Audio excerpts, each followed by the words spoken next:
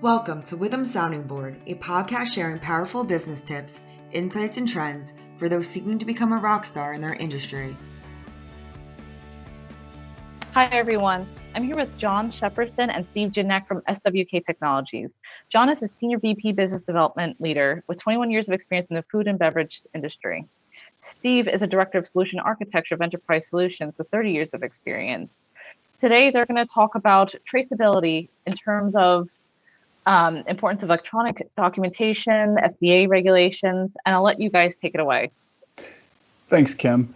As you recall, in episodes 1 and 2, we kind of talked about the new and current regulations coming forth, particularly in relation to the new food traceability list that's being enacted right now, implemented right now, and then the new era of food safety blueprint that the FDA kind of put out in November of 2020. That's in relation to traceability and some other things, but really what it talks about is what are the critical foods we need to track, how we manage lot control numbers, and then the response times and the data that's required to report back to the FDA in case of a traceability event or a trackability event. They call it critical tracking events, and then if there's a recall, exactly what they want back and how quickly. So today we're going to explore a little more about that in relation to the reality of what we're in right now and how that applies to what the FDA is proposing. And then what we can do about it. So with that, John and I will begin our discussion. And John, I just want to talk a little bit to start with about the type of records that companies normally keep in relation to lot tracking or traceability, and what some of the challenges of those record keepings are.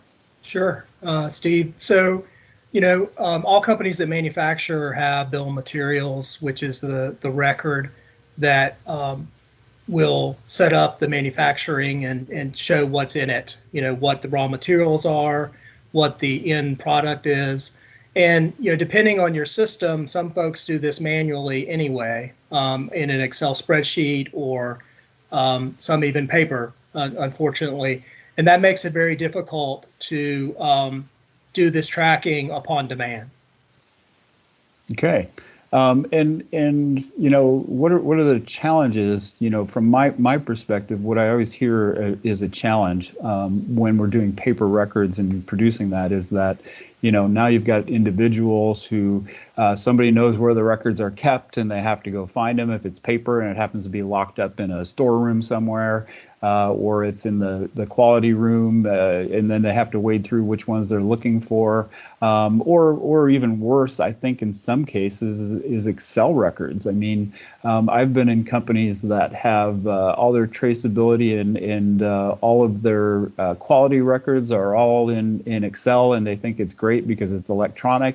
But you open up a file folder that says, a product on it, and there's 73 different spreadsheets in there that have 45 different products and 63 different production runs on it. And now you have to go through and try and find the one you're looking for.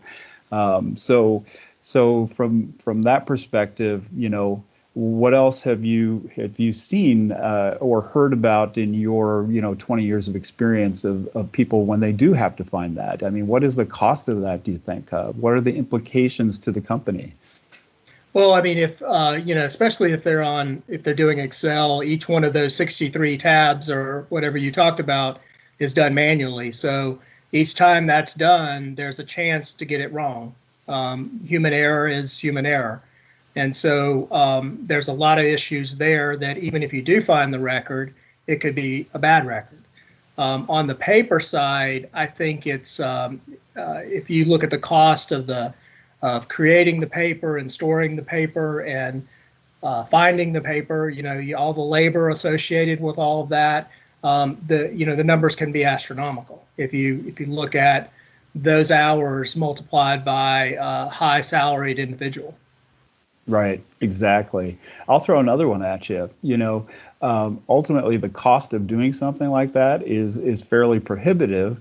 And we know that the FDA typically runs at least one mock recall at a company, and maybe more than that if they've had some issues in the past.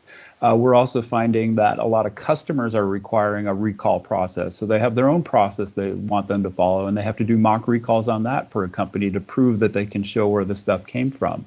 And combined with that, if a company is really on top of it, like they like to run a number of mock recalls on their own, simply so they're prepared for any of these, so if something happens. So when the FDA says, let's do our recall, they already know what they're doing and how to do it.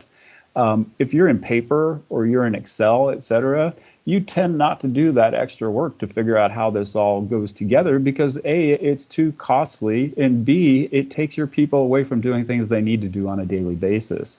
So, the end result of that, and I think you agree, is that if something does happen that's required, whether it's a mock or real recall, they struggle to be able to do it because they haven't had the practice. Right, exactly. And doing all those testing runs and other things, it keeps you from doing your real job of creating products and shipping them out the door to your customers. Right.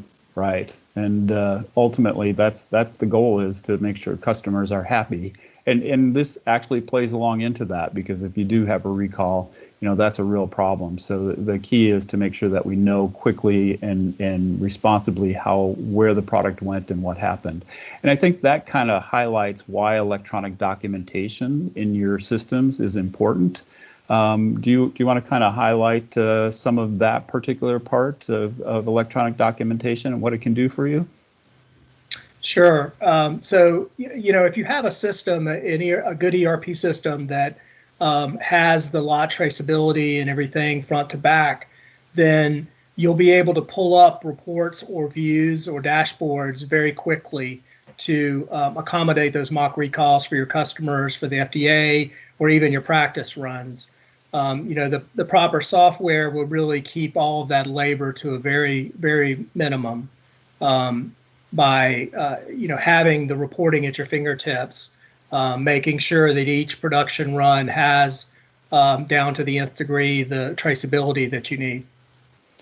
So do you think it's important that a system be an integrated system, or is it okay if a system, we have an accounting system that handles purchasing and sales and maybe some inventory, but then we have a quality system that captures all those results and has lot codes in it, et cetera, versus a end-to-end ERP system that's fully integrated?